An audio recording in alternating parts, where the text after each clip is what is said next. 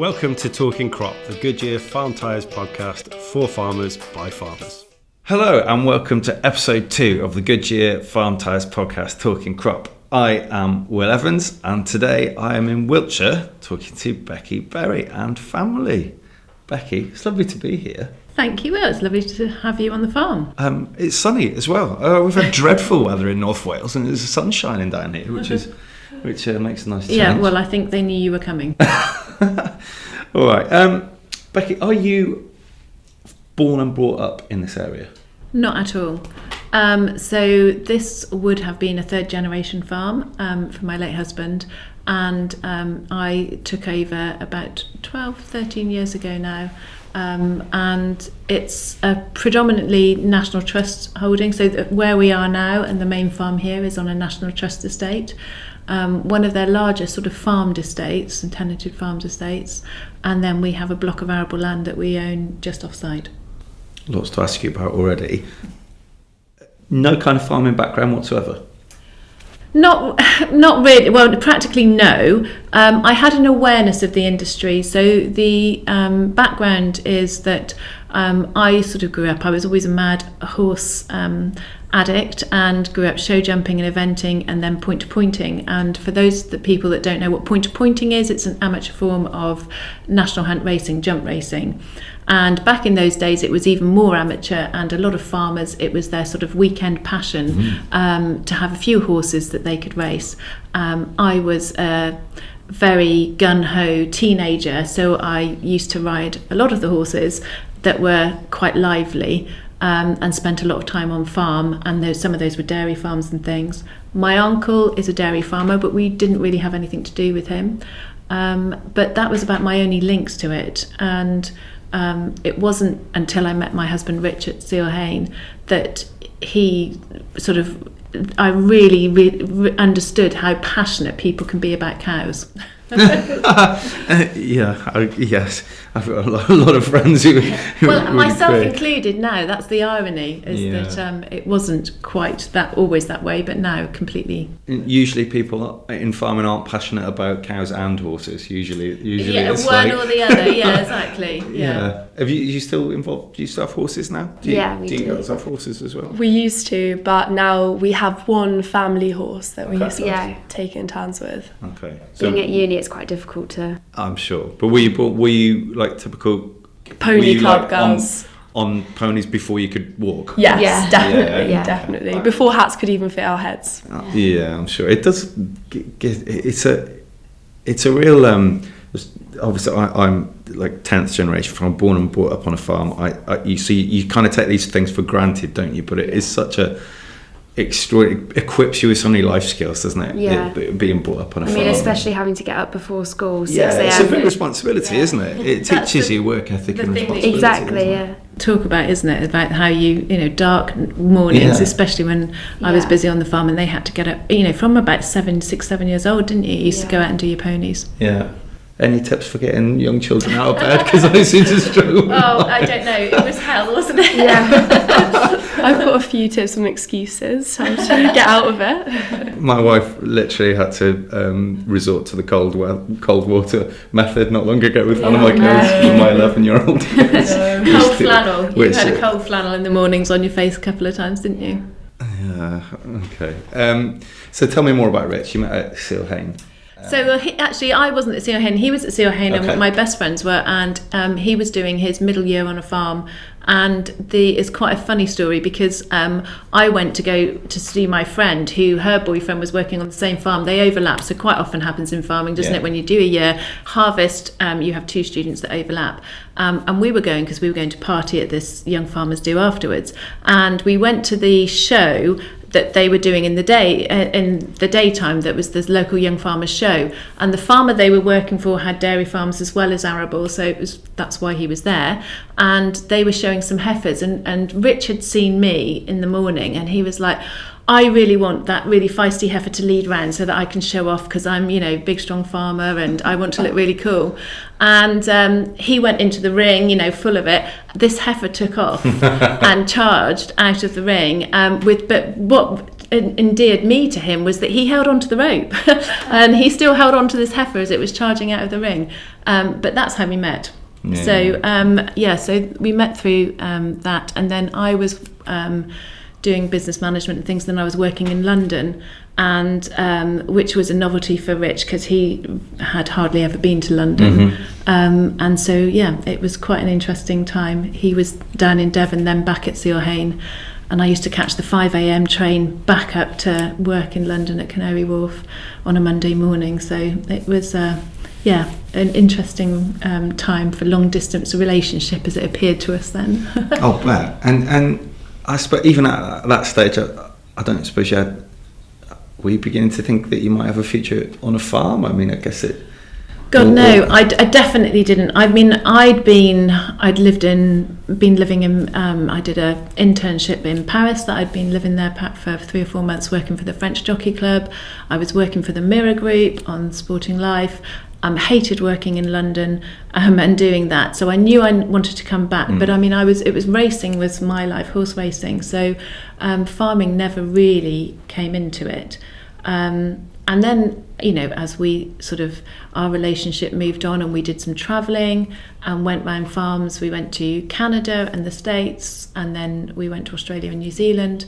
And it was always farm orientated for Rich. And I sort of went along, but, it didn't really sink in. But I'm blooming grateful that we did, because there's stuff that it's a bit like you girls on the farm. There's stuff that I always say, you absorb by osmosis, don't you? Yeah. So were you always, I suppose, growing up with horses, you would have been interested in livestock and animals? It would have been the cows, absolutely. I guess. And there is crossover. There is crossover, because all of my friends that I was at college with, we used to do land management modules on a business side, and I would always sort of divert off into sort of looking at the crops, and they will always laugh at me that, when we were going across to Newmarket races and things, I'd say, oh no, look at that grass there, look at that hay meadow and the quality of that grass, whereas they had no interest in it. Inside me there was always a passionate about that side of things. I just didn't know it, and I also didn't know I could make a career out of it, I guess. No. Okay. Well, what did the farm here look like then? What was going on the farm? So it was an awful lot bigger than it is now, because they had it was a family farm, and with, like all family farms, when you've got multiple generations trying to make a living out of it, you tend to do all sorts of things. And the tricky thing was that it was grandfather was a very good businessman, and he'd expanded the farm. So he came here in 1952, but from a neighbouring farm. Okay. Sadly, his father had died when he was quite young. And so he, I think at the age of 18, I want to say, took on the farm to support the rest of the family, which was a brave decision. But that made him very forthright in what he was doing, because and quite dictatorial. And my father-in-law went to school, but he was always, never had any option about coming back to the farm, was severely dyslexic. And so really was just sort of the practical side on the farm. And then obviously they had Rich, and he came back from Seal Hayne and started taking stuff on. So really for my father-in-law, he was sort of quite trapped in the middle. So the cow numbers were far too great for the infrastructure that we had, and there were so many issues that Rich was trying to address when he came back.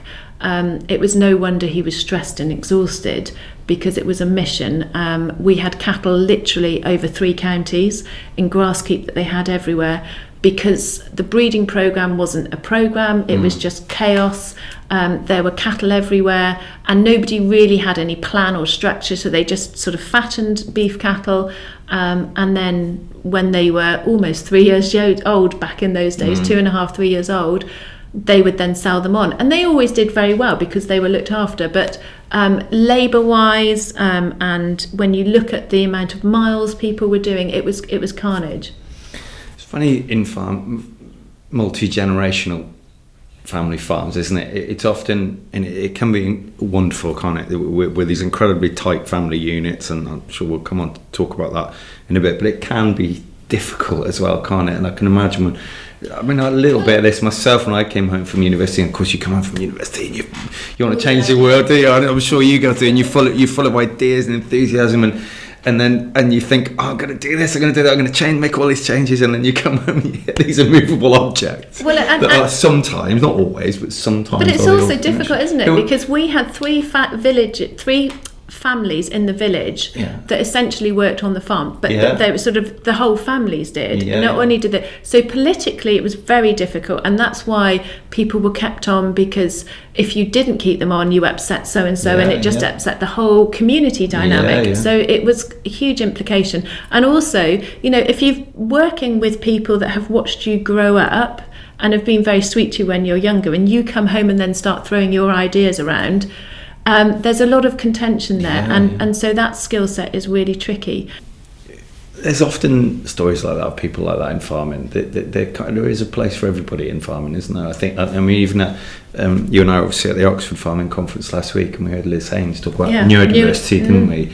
And certainly resonated with me. But I know a lot of people who have struggled with other industries or communities, but they've come into farming and they've found their place, and it's just suited absolutely them. And I think that it's Liz explained it brilliantly. She's just done a Nuffield on neurodiversity, and I think it's going to be fantastic to watch next November when she does her presentation on it, because the framework that can be put into place to help people. But she was explaining that the diversity of skill sets that you need on farm, and the fact that you are sometimes outside doing something really messy, then the next minute you're doing some paperwork, and then you're doing all of these other things, can really suit some people. And we need to get better at encompassing that and having a framework. And I think she was saying in Australia, was it, that there was one place that is doing really well, and so there's huge opportunity for that in the industry, to be able to look. But I mean, it's up to all of us to understand more about it and to train ourselves.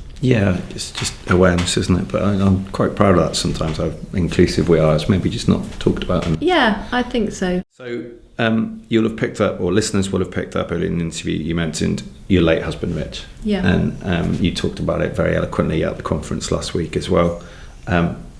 What happened? So as I was saying, you know, the stress levels were quite high anyway coming back. And then we got married, and then, as you do with family farmhouses and things, we moved into the main family farmhouse, and my in-laws moved out. That was a stressful situation. Do you have to tell me that? There'll be many listeners in farming family situations such a that will end up weird situation. It is. The irony was that this house was so the previous generation, when Granny and Grandfather moved out, they restored another farmhouse on the farm, and that was basically derelict. And Grandfather decided that actually, you know, they wanted to be on site, so they had permission from the trust, and they basically rebuilt the farmhouse themselves, which is a huge amount of money to do. And everybody's like, but it's tenanted, why would you do that? But he had a long-term picture, so that was great. So they moved down the road. Granny had everything new, left everything standing in the house.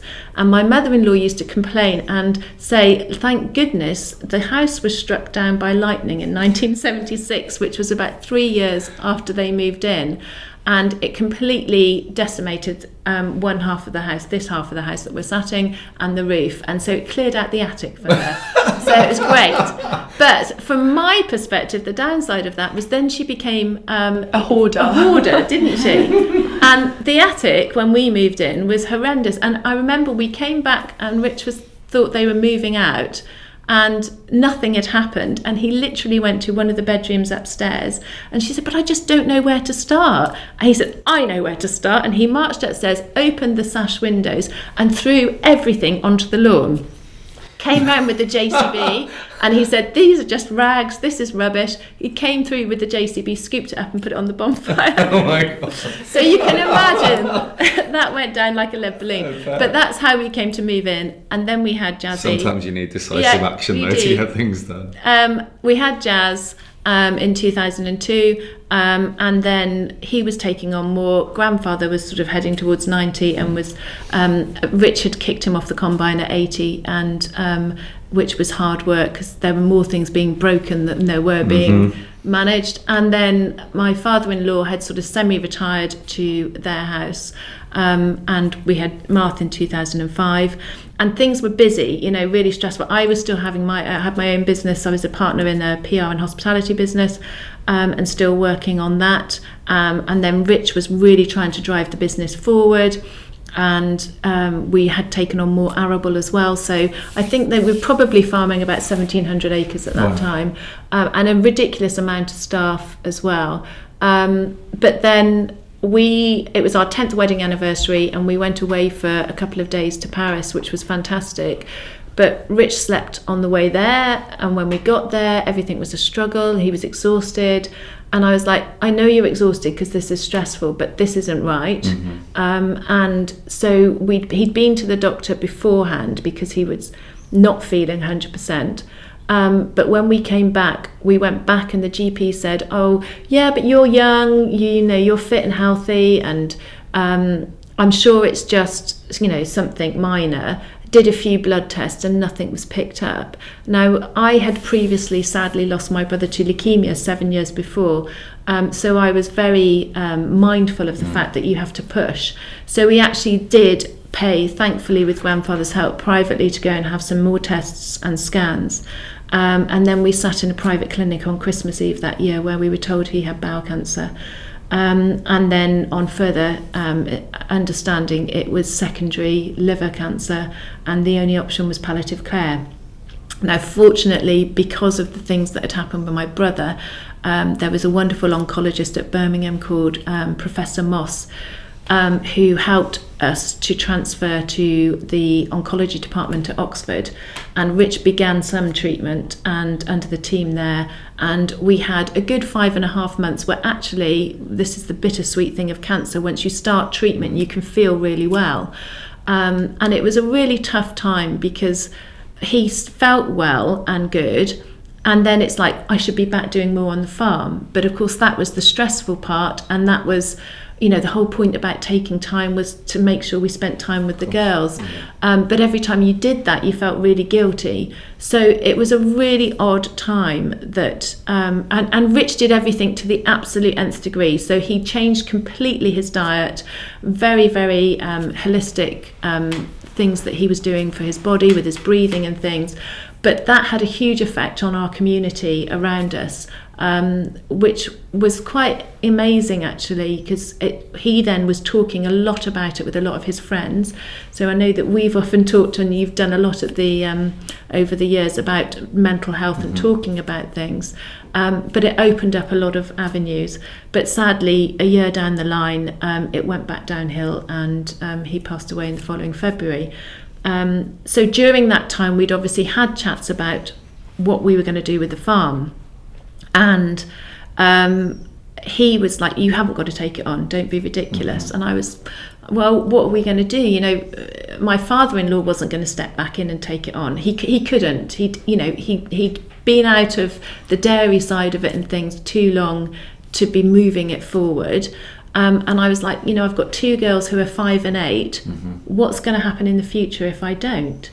So I said, that's fine, I'll take it on and I'll run it. And, I thought completely naively, I do a bit of milk recording once a month. I'm, round about the farm. I know what I'm doing. And Rich went through lists of cows, and he passed away that February, but I still had to run the farm, and I was still trying to run the dairy. And I remember going out on the steps, and one of the relief milkers was there, and she said, what dates are you going to start serving? Are you starting at 42 days? Are you doing this? And I was looking at her. She could have been talking absolute Japanese to me. And I was like, I can't remember, but said, let's just make a decision, and we went with it.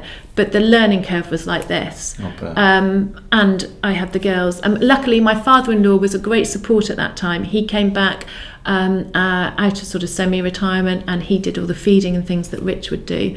And we sort of got things back together. But so that's really how it came about. It's you mentioned the girls, and I guess you guys were born and raised on a farm. We talked about it before, what a privilege that was. I suppose, and I think a lot about this, especially at the moment with some of the sort of policy changes in politics, and a lot of talk about family farms, multi-generational farms, and it does kind of, I don't quite know how to articulate it, but the farm is kind of it looms large in all our lives, isn't it? That thing. And one of the main reasons I wanted to be a farmer is that I knew I wanted one day to have children, and I wanted them to grow up on a farm like I did. I wanted them to have that experience that I think is increasingly rare these days. So I guess that would have been absolutely almost in your mind as well with two young girls. I'm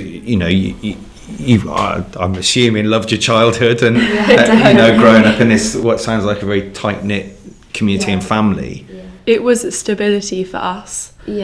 Yeah, and I love coming certainty, back. Isn't it? You obviously been through a hugely traumatic change that is going to potentially change anybody's life. But the farm is a rock, I suppose, isn't it? Like your mum as well. But. It wasn't. Yeah. We've often talked. I was fortunate enough to be involved with a group of people that were trying to have more open conversations, and I met these ladies that were part of the military service. Their husbands had died in service, and for them it was devastating because not only had they lost their husbands, but they lost their complete way of life. Because whereas in that world you move around the country and you move on to the next job, but you have a cohort of people you're doing it with, that all stops, and your housing stops. So it's challenging. So I knew that having that constant, but we were fortunate when the community around us all sort of were there for us. Yeah, but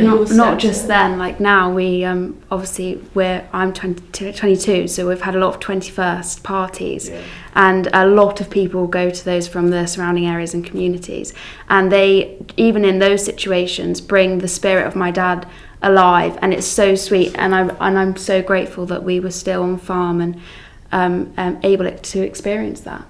Yeah, you did. So they both were heavily involved with young farmers doing things, weren't you? Yeah. Growing up. And it's bittersweet for a lot of people. Rich was a very big young farmer, and his parents before, like most marriage. My wife and I met in young farmers. There you go. Yeah. Like most marriages, a lot of them met through young farmers. And it was bittersweet, especially when you two were doing things like the dairy judging and stock judging. People knew him. And they'd see, especially for Martha, she was so young. I remember standing at the Yorkshire show, because if you win your county stock judging and area stock judging, you then go to nationals. I'm very proud of both of them having made it up to nationals. And in the arena when Martha was doing her stock judging, her mannerisms of how she was standing and noting it down was just rich, and it was like you didn't know him long enough to be able to sort of pick that up from observation. So it was bizarre, really. Yeah, my godfather says that I really have the mannerisms of him, which I think is quite sweet. It is. Yeah. So that consistency is the wonderful thing that family farms offer.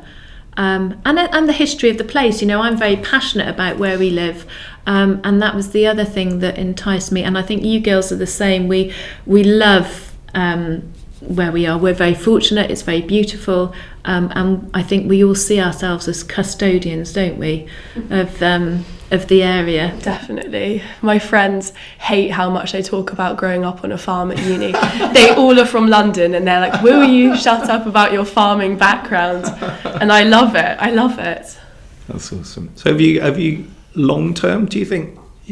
I know you two, we talked before what you're studying and your plans sort of immediate over the next few years, but long term, do you think it'd be something you'd like to do? Yeah, we've talked about this a lot, and we definitely think we always want to come back to the farm. I think it's like a lot of people in our generation think the same. They want to go away and experience something, but growing up on a farm, you want to, again, provide the same for your children. Or every time I come back here, I feel relaxed again. So I don't really want to ever go too far. And there's lots of opportunities. So I've always been a big advocate of encouraging the girls to go off and do different things. Jaz is doing business management at uni, and Martha's doing physics up at Edinburgh. But whenever you're studying stuff, both of you in different things will ring up and say, "Oh God, I've just been doing this," and everything relates back to the farm. So everything. Jaz has just been doing something about sustainability, corporate social responsibility. So, and I never ever thought that would have so obviously a bit to do with the farm, but not so much. but I've been reading loads of articles from, was it the IPCC? Yeah. They've just, we at the Oxford Farm Conference, weren't they? You were like, this is relevant to my sedative. I'm particularly interested in, because I do physics, there's so much that I can mesh together with physics and farming, and especially because now people are really closing in on farmers and what we are doing to be net zero, and how bad beef cows and dairy cows are with their methane emissions. And I have recently started thinking about how many startups there are in this country to do with that, and combining physics and engineering. And I think that would definitely be of interest to me. Yeah, there's lots of things that you look at materials, don't you, that are starting to look at waste materials and things. And at the farm conference last week, the Northern Ireland team are very, very much at the forefront of that, aren't they, about using farms as sort of a whole circular thing for reusing our waste, whether it's industrial waste and things, and incorporating that. And you've always been fascinated in that. Yeah, I think if you were to ask me a couple of years ago if I'd come back to the farm, I never would have said I would. But the more I learn about it, and I actually was at the Oxford Farm Conference last week as well, for a few of the talks, and the more I learn about it, the more I realise that actually everything is connected by farming, and how farms that you see today, that's not necessarily going to be farming in a couple of years' time. So our philosophy is sit back and then see what happens, and it's almost like a massive experiment what you can do on a farm. That's true. So you sounds like you're both quite excited about the future of farming. Yeah, definitely. Which is actually not what a lot of people would think from our generation and today. But I mean, I'm interested in fashion and sustainability, and material use on farm is really interesting. I mean, there's a farm, and I think they're in Switzerland, but I could be wrong. I think it's Italy. I think they started in Italy, they're in Switzerland. But anyways, they have a whole sustainable fashion brand made from milk, and they can make a cotton-like material from milk. Wow. So, I mean, the opportunities around how to make materials and what will be sustainable. And I was doing an interview for my dissertation the other day from someone in the fashion industry. And they were saying that the understanding around sustainability of fur is becoming... I don't know how... well, it's just being questioned, isn't it? Yeah, because a lot of people would have said, oh no, not sustainable, but they're coming to the realisation that actually it's really sustainable to have fur coats, because, I mean, if an animal's going to die anyway, they'd just throw away the fur, which has been happening in the fashion industry. So, yeah, all of that's really interesting and links back to farming, I suppose. The Talking Crop podcast is produced by Goodyear Farm Tires, leading the field in farming innovation, reliability and performance. View our wide range of tyres at goodyearfarmtires.eu or visit the link in the description. Is there anything we can do as an industry to attract, and this is a really big question, so don't, if you can't answer it, don't worry, we can drop it. But as an industry, we talk a lot about getting enthusiastic young people who've perhaps got a different viewpoint, like you have clearly both have. You know, you've got those wider experiences, and you've learned about all sorts of awesome things. Whereas a lot of us, like me, I'm embarrassed about this now. I wish I hadn't done it. I left school at 15 to go and work on my family farm because I never even considered doing anything else. I regret that now, and I would encourage my daughters to do similar to you. Go away, do something else first, and then come back to farm. But anyway. Is there anything we can do as an industry, do you think, to attract more enthusiastic young people with ideas and energy into the industry? Well, I know that a lot of my friends think it's a world completely beyond them, especially with all the farming activism that's going on, and the tractors on the motorways and farmers going to London. All my friends are sending me the videos having absolutely no idea what it's about, and saying ignorant comments, which just shows that they don't understand farming at all, saying, oh, the coats they're wearing are expensive and things like that. They can't be talking about they need not to be taxed and things that they don't understand. And it really frustrates me because it shows that we aren't doing enough to make them understand it. I don't know how to solve that, but definitely maybe more in schools. I know that when we were younger, you tried to get our schools to do farm tours to here, to show people how a farm actually runs. But people in the centre of London don't have that because there are no farmers surrounding them. They are completely separate and have no idea. My childhood was polar opposite to theirs. So I think even me being friends with them have taught them so much about farming. But maybe going into schools, doing farm tours. You can talk about next week. I've set Jaz up, so I do. Well, one of the things I do is try and connect with through Farmer Time to schools that are paired with in towns and in cities, and one of them happens to be in Newcastle, which is great because it's not far from where Jaz is at uni. So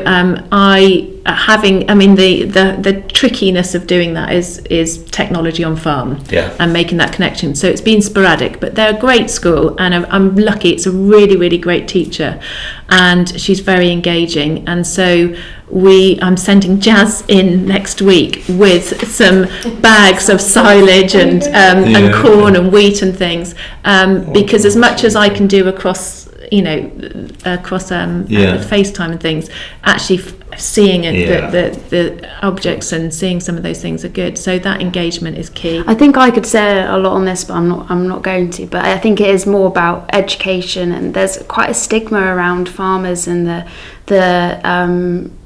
I remember when I went to university and I told people I was a farmer, and they were like, well, you 100% don't look like a farmer. And I was like, well, what's a farmer supposed to look like? And it's just more about education. And I actually feel that Clarkson's farm, even though people will criticise, but I think he's done a great job at bringing farming to light and seeing it as an industry, and it's not as easy as people think, because with the generational family farms, it does from the outside look like an easy option for people, just fall into farming and then they just get on with it, and then that's another generation. But I mean, he really explains the difficulties and the barriers that you can have this great idea, but actually there's a barrier of this, and all the stuff that he comes up with the parish council and their real life issues. But he also shows the satisfaction of success. Exactly, that's what I mean, And the innovation. I mean, we all laughed about the drone with the bark, but actually there are places where things like that are actually working. But it's all more about the education, like Liz Haynes was saying at the conference, that actually so many people can be involved in farming, but there's just no education about exactly what farming is. I mean, I remember someone asked me what is a farmer, and because they think a farmer is someone who sits on a tractor all day in a field. But actually, I would say, well, obviously my mum is a farmer, but she's quite often in the office, or you're doing the HR of the farm. So a farmer isn't actually what they used to be a definition of a farmer, I guess is what I'm saying. Yeah, I did farm time, and I was linked with a class in South London. Okay. And none of them had ever even come close to stepping foot on a farm. A brilliant class of kids, and I asked them at the beginning, I think on my first phone call, I asked them if they'd all draw a picture of what they thought a farmer looked like, and they did, and the teacher sent them all to me, and they were all like men in flat caps with chewing on a piece of straw, wearing wellies. And I know, to be fair, I'm from North East Wales. I know a lot of farmers who do look like that, but. So I talked to them for however long, through the term or whatever, and then I asked them at the end to draw a picture of what they thought of a farmer looked like now, and it was like that. It was like not just a grumpy, red-faced old men, but it was a kind of all kinds, and people holding phones and using technology and all kinds of, and you're right, it is a God, I mean, it's engagement. One and day education, to the next is never the same, is it? No, not at all. And also, you've touched on it, on all the innovations. There are so many, as the girls are aware of, startup companies doing things, and to address a lot of the solutions that we've got. And we're the most innovative industry ever. I went to the Lely factory in Holland once with the dairy group, and it was just mind-blowing, some of the innovations, things that we use every day that have come from an agricultural invention in the first place. So I think if we can showcase that more, it'll help. But it's just the enthusiasm, isn't it? Knowing that there is so much potential. And the girls will tell you how passionate I am about my soil. Bit of a running joke. It is. But I love the fact that you can link that back into virtually any subject on the curriculum. And I've just done a course with CVAS so that we can be accredited to have schools on farm. And actually that was fascinating in itself because, having to realise what teachers have to do for lesson planning and helping to bridge those gaps. Now, obviously I can appreciate I have a bit more time since not having the dairy cows that I can sort of help bridge that gap, and not every farmer can. But there are some mechanisms now being put into place where we can cross over those gaps with helping teachers with the education and giving them the opportunity to use the farms as outdoor classrooms.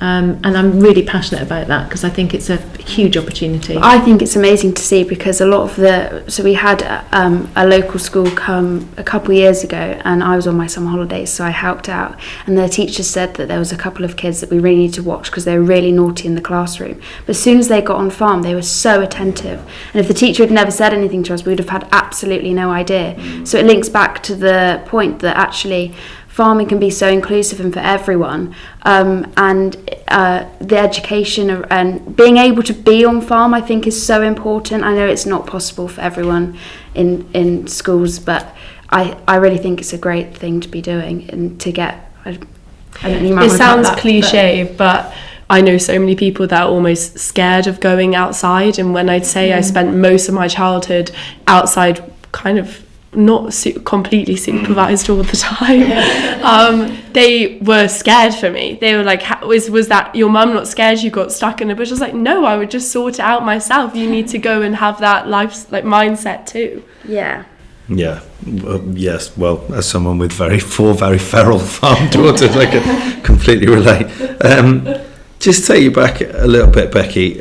You mentioned the steep learning curve before, and you mentioned that you're now, like me, an ex-dairy farmer. You've made some very big changes, but what were some of the real, practically with the farm, what were some of the real big challenges in terms of what you had to learn very quickly? Well, there were just so many. I mean, just being able to do some of the day-to-day activities. So, for example, we take it for granted that there are certain applications you have to have for the crop to grow. Yeah. So anybody who gardens or does anything, you put seed in the ground, but you have to nurture it, and there are things you have to do. Now, obviously, on a farm, it's at such a bigger scale that we have bigger machinery. So just learning that machinery and having that skill set and having the qualifications to be able to do that. I could have just delegated that to a contractor or to somebody else to do. But my business mindset was that you can't tell somebody else how to do something if you haven't tried it yourself or done it. Even if you aren't very good at it, it doesn't matter, but you have to have some understanding. So I then went and did my PA1 and PA2 so I could drive the sprayer. And as I sort of said in my talk the other day, it was hard enough. We had a tractor mounted sprayer that went on the back of the tractor, so we then moved on and I bought a self-propelled one because I thought, that'll be so much easier. But getting that thing on and off the back of the tractor was that was just time consuming, and I was such a klutz at it. So things like that were really steep learning curve. But there are simple things like my father-in-law was still doing stuff, but he worked in imperial measurements, and my agronomist and I were working in kilograms a hectare. I'm laughing because my dad does that. And we have metric imperial. Exactly. And so not only was I learning something completely new, like trying to understand, for example, if nitrogen, if it's 34.5% of the product and 46%, what that meant in kilograms and hectares but then I was having to translate it back into pounds. And then hundredweight. My dad talks in bags per acre. Bags per acre. And I was like, oh my goodness, where do I start with all of this? So I feel like I had to cram 3 generations of education into sort of what felt like 10 minutes. To be able to make changes. But I kept diaries of everything, and I was just, there are whole times of my life where people talk about television programs and things, and there's a whole chunk of life where I didn't see anything because I just didn't actually have time. But I didn't miss it. I definitely didn't feel I was missing out, and I loved it. it's a bit like anybody who does a bit of accounting or something. When you get something right, especially on a dairy, it's such hard work to get there that when it goes well and it clicks, it's phenomenal. It's the best feeling in the world. So when did you start? Because I guess to start with, it must have just felt all quite, well, correct me if I'm wrong, but I would imagine it just felt all overwhelming to start with, and dealing with grief as well. But when did you start to Well, I guess enjoy it was just, I guess I just always loved living here, and I think that's the important thing, is that and I did always have my horse that I could go out and ride, and taking the girls out on their ponies and things, and being surrounded by brilliant friends who, would just, like our great friends that we grew up with, we used to take them on the ponies for the walks with the dogs, but check the cattle on the way and do things. And I was lucky enough to have friends around me that recognised I couldn't stop doing something to do something with them. So we would sort of invent ways to make it all knit together. And I think I started with what I could do. So from my previous background, I knew a bit about nutrition.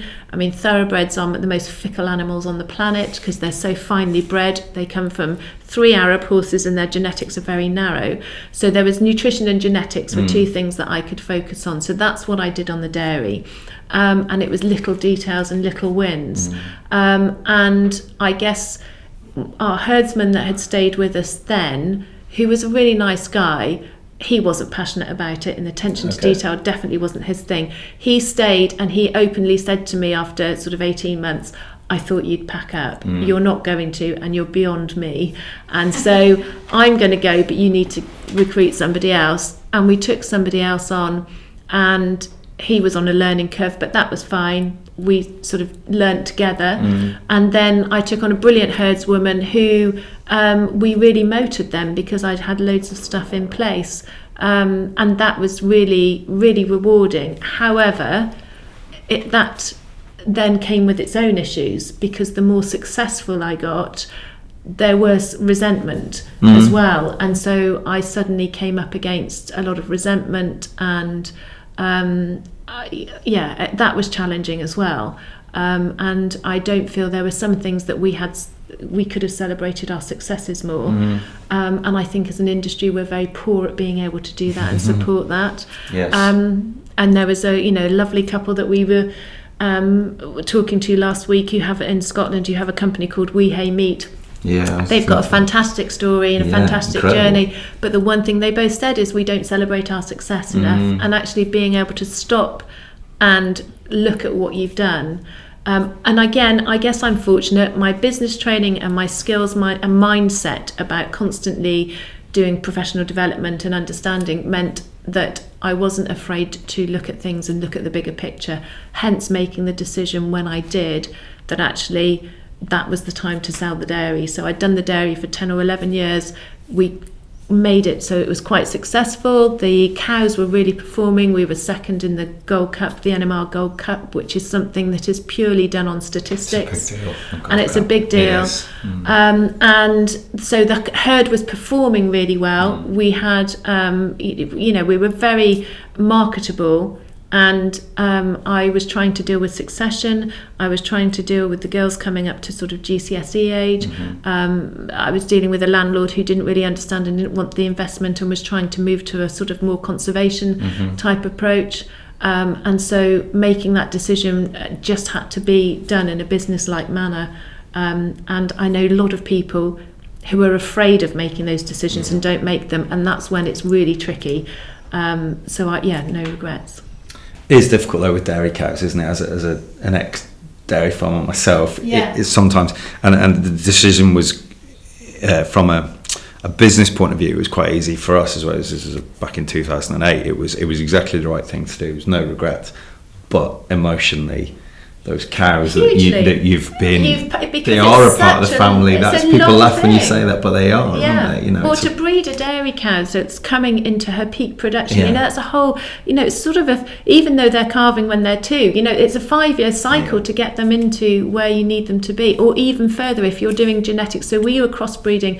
Rich had started a crossbreeding program with Scandinavian Reds right in the early days before anyone was talking about crossbreeding, to breed some stamina, reduce stature from from the Holsteins to get a smaller cow, and I sort of took that on to breed the right cow for our system.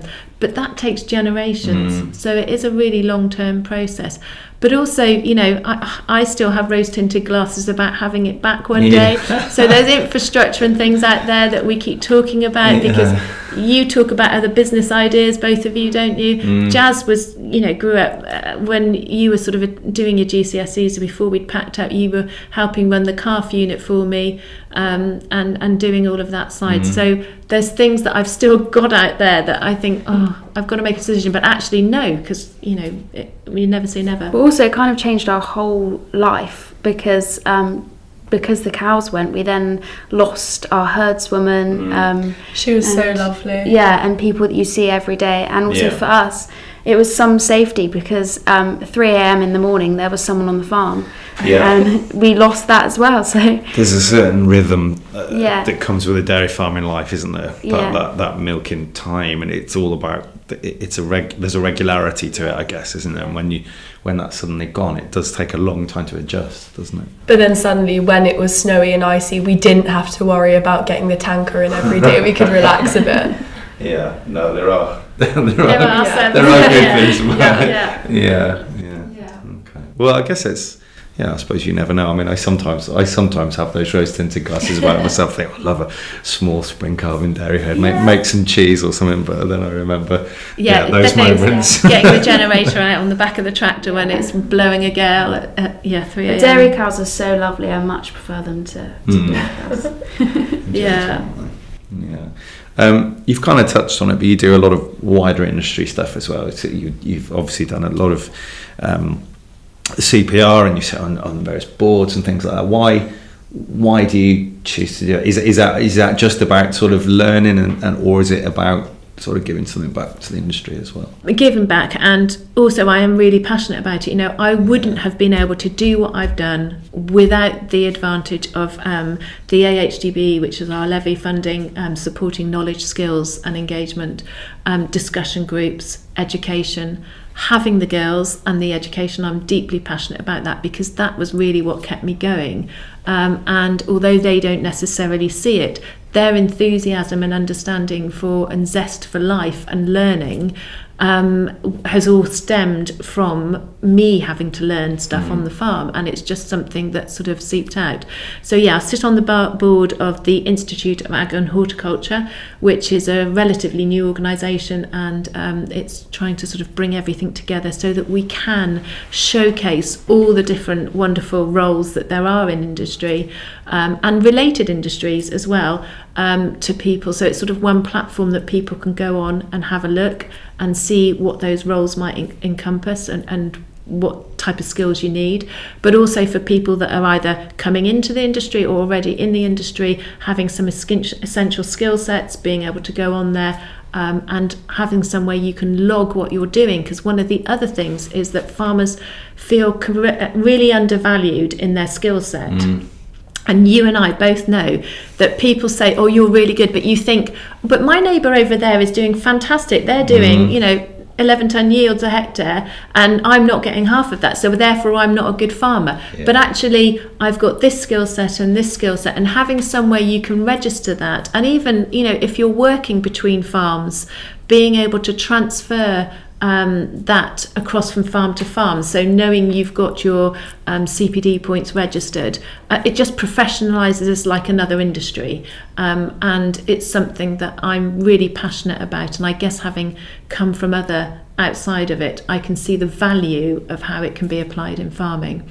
But it also allows me to engage with schools and with the next generation, which is uplifting, if nothing else. Yeah, and I guess for you two, seeing your mum doing all those things, as she's just talked about, I mean, I think about this with my girls, my wife and I, we try to have the same mindset. We try to, within reason, do many things as we can, and it's part of for ourselves, but it is also trying to show our girls that, throw yourself in, do this stuff, because you'll meet incredible people and you'll learn so much. I guess having your mum as an example has been something that's been great for you too as well. Yeah, both of us, in everything we do, I think, try and encompass a bit of you, Mummy, and go and, you do so much at Durham, like the fashion show, DJing, look, everything, just try everything at least once, and then you'll meet people. You never know what fascinating people are out there, and we really learnt that from you. And when you started going to the Oxford Farming Conference, she'd come back and it would almost be so overwhelming for us for all the amazing people. We used to kind of hate it, because we were like, oh, we don't know who so-and-so and so-and-so and so-and-so are, but yeah, now we appreciate it. That's awesome. What DJing did you say? Yeah, I do a bit of DJing. What's your first, if you're in a fairly, and you were trying to get people up off their chairs, what's like a guaranteed floor filler? Oh, that's such a good question. Like, what's a guaranteed floor filler? You DJ'd for my Disney themed party the other day I had at uni. That was quite funny. You remixed some Disney classics. So I've got a remix of the conga, which sounds really weird, but it gets everyone. Does it? Yeah. It's I'm into kind of house music, so it's a house remix. Have you got it on your phone? No, I don't actually. Oh, no. I've got my laptop, but I was going to say, it could have been our outro music. That's awesome. Hakuna Matata remixed was quite fun. yeah, that was fun. I like playing around with it because I quite like technology, so it fits in. But I'm really proud because at uni you're about to start doing setting up a new. It's not necessarily a charity, but you're going to schools and encouraging children to have a go with DJing, aren't you? And you've got. But it is actually it is a charity, and it's run by the Durham Fashion Show because they get loads of sponsors. So they thought, actually, instead of just keeping all the money for one charity that they choose every year, they're going to do things throughout the year. So I've got involved in that, and we're going. There's a special needs school near to Durham, I think, but they come into the university once every week on a Saturday, and the teachers said that they just need something to do with music and doing something completely different that will focus them, and so we've started the charity of teaching them to DJ, which is really fun. I think key information, farmers can be cool. My sister's a DJ. Yeah, 100%. All right, as we sort of begin to wrap this up, you've talked about your story and publicly, and I know that you get a very strong positive response. Does it help you knowing that you are helping other people who've gone through perhaps similar or difficult periods in your life? Is there an element of getting something good from silver linings? Yeah, absolutely. And I think the other thing is it reiterates how for me, at the moment, it's really reiterated it was a big journey. You don't imagine it, and that's really, you sometimes have to remind yourself that. But also on the other side of it, lots of people have struggles and lots of people go through different things. So it's being mindful that life can be tough. Not everybody sails through, and very few people ever sail through without something, and we all have challenges. So definitely it's one of those things that you just remember, don't be afraid of change and don't have those fears. And lots of other people are going through similar things. It's a tricky thing, isn't it? Because you get, especially with things like cancer, there's the sadness if you don't make it, and then there's the sadness for people who have made it, who then have the whole guilt of having made it through. It's like all these things. There's never one way is better than the other. They're all challenges. So I think talking about it, it's good for me. It's been my therapy over the years, being able to talk to other people about it. But also, I think it's that recognition that everybody has their challenges, and there's more out there.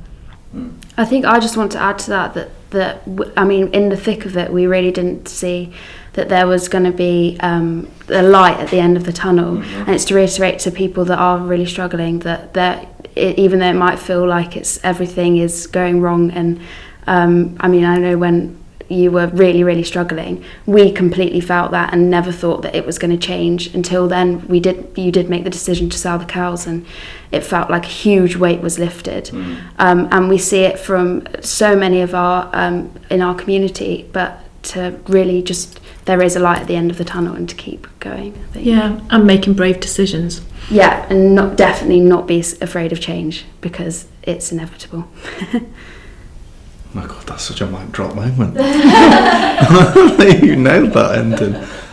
Jaz and Martha, you first came into contact with Goodyear Farm Tires at a local ploughing match. Yeah, at the ploughing match. 1 year I had this crazy plan. No girls ever did the ploughing match, and I thought, I'm going to deck my tractor out. Well, not my tractor, a tractor on our farm, never ploughed before, make it pink, fluffy, bunting everywhere. And I was going to learn to plough, but little did I know how hard that was going to be. I met with a family friend, and he was like, right, you have to do it like this. You've got to do it to setting 3, have it width 30 centimetres. And I was thinking, oh my God, I have no idea what I've got myself in for. So I practiced 3 or 4 times, and no time did I actually get the perfect ploughing finish. But I dove into the deep end. I wore a skirt to the ploughing match, which I think caused a little bit of outrage, because it might have been slightly too short to be ploughing in, but that was okay. And yeah, then along came these guys, and they realised I had Goodyear Farm Tires on, and I was the only girl ploughing, and that's how it was very interesting experience. It caused a bit of a stir having the bunting on the tractor. It caused a lot of the stir, because when you went in, everyone sort of was like, it was like, what the hell is that over there? And then it went from that to suddenly you had no end of advice, didn't you? From like your grandfather and loads of people who had never offered any opinion or any help or assistance. And it was going really, really well. The first opening, I think I might have scored the highest in, and I was so happy. I was like, I can't believe I finally got it right. But then, like I said, I never got the perfect ploughing finish, and I didn't get the perfect ploughing finish that time. So yeah, you will do though, because it takes years of practice, doesn't it? But it's a lot harder than it looks. Let me tell you that. Incredibly difficult. They make it look so easy, don't they? They do.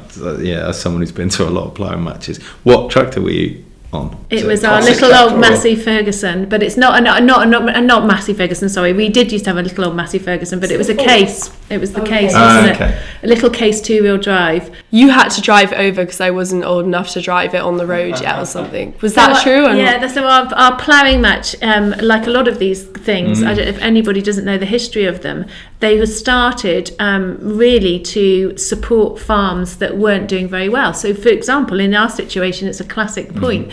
You know, if Richard passed away and I was having to do all the ploughing, then what happened was all the community would come together and help plough that farm, and that's how they started. So they do move around still historically to different farms each time for the competition to start.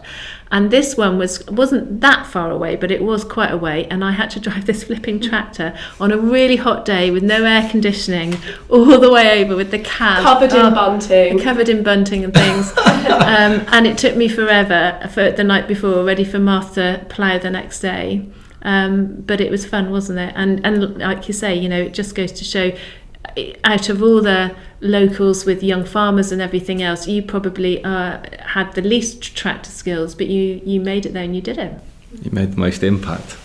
Yes, I hope that more girls have done it since, but I'm not sure. We've only had one since because of the rain. So, have you both been involved with young farmers since an early age? Yeah, we joined junior young farmers as soon as we could, and deep dived into gross things like rabbit skinning, which all my university friends are disgusted by, and eating boiled eggs, which we were talking about last night, my boiled egg challenge that I gagged in, and my uncle got quite angry at me because I caused the whole team to lose because of that. Yeah, it was very fun. It was very, very fun. There's a huge amount of skill set you got, isn't there? From things like doing the dairy judging. The dairy judging, stock judging in itself is a huge skill set. Dairy judging definitely help with public speaking, because you have to, even if you're so unsure about what order you've put the cows in, you have to actually back your point up and then go and speak to someone who, at the time when you're 11 and this really big dairy farmer is looking at you and it's their cows, and you have to say which one's the best and which one's the worst. That's petrifying. We were both quite good at debating at school, and I attribute that completely to young farmers. Yeah, a lot of people say that, don't they? And those sort of interpersonal skills that you develop from it. Yeah. Thank you so much for welcoming us here, and thank you for telling us your story, Becci. I've heard it before, and some people will, but I really hope that it resonates with our listenership. And I'm so excited for you. We've got so much big plans and so much happening going forward. And it's been absolutely brilliant. So thank you again. Thank you.